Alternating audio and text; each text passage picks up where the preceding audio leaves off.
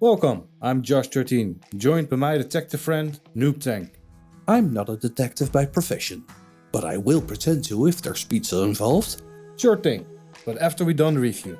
The story of the Foundation is based on the books of Isaac Asimov. You play as Ward, an intergalactic detective who possesses a telepathic power called mentalic power.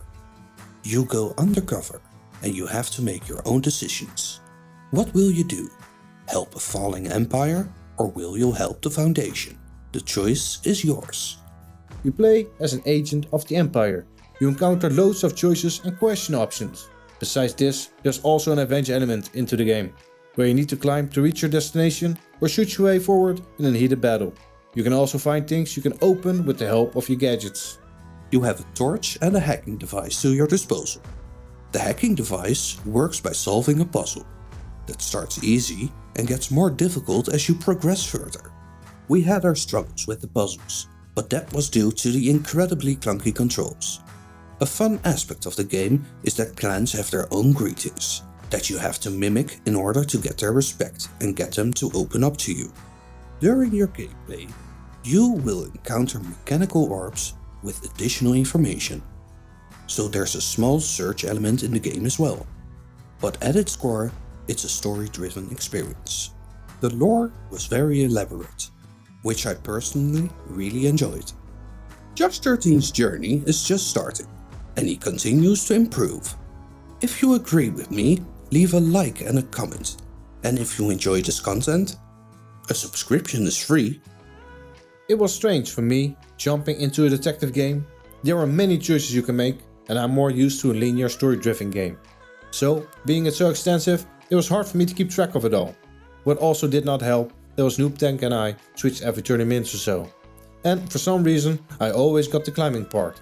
I did not mind it because I can use a little bit of exercise. Also, I found that the shooting did not feel great.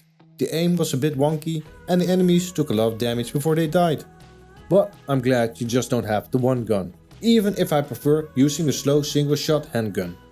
I've heard about writer Isaac Asimov. I've seen his books in the store, but never bought it. Now seeing the Foundation, I think I will. The game looks clean and polished. The voice acting really draws you into the game.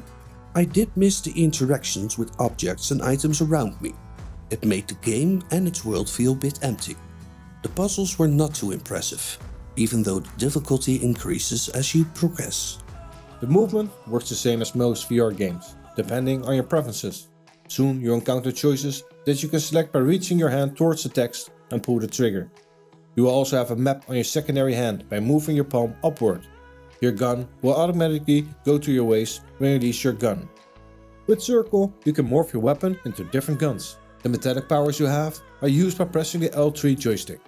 And then you can reach your hand towards the heads, pull the trigger and twist your wrist. Now you can start toying with people's minds. The voice acting is in bundle. There are over 60 voices in this game. Yet we did encounter an instance where you could see the dialogue in screen without a sound. I got really drawn into the story straight from the start. I wanted to know what was going on here. I have to say I really enjoyed the lore of Journey to Foundation. The background music volume was alright. It was present but not overbearing. The weapon sounds were not quite what I expected it to be. To us, the gun blasts were very similar to one another. The game has a beautiful art style, and I found the game looking pretty sleek for the most part. You have a beautiful looking space, and there are many details scattered in the environment. The gun transformations look pretty cool too, and I hope more games will take example of this. I did struggle at times with the selection options of your choices, and the animation of handing and giving things to your characters could improve. Also, I was not the biggest fan of some game cutscenes. There was a laser blast of some spaceships that looked really bad and felt out of place compared to the rest of the game. I would give this game a 7 out of 10. Detective Josh. I like the sound of that. While I will probably make a very bad detective in real life, it was fun jumping in a sci-fi driven story game that was not shying away from gun gameplay. Overall, I like the dialogue, but I think I could use some more action, but that's personal. They did make some options to skip things, if you're more of a run and a gun. But you will miss out on getting the full experience of the game. The shooting is not the highlight of this game.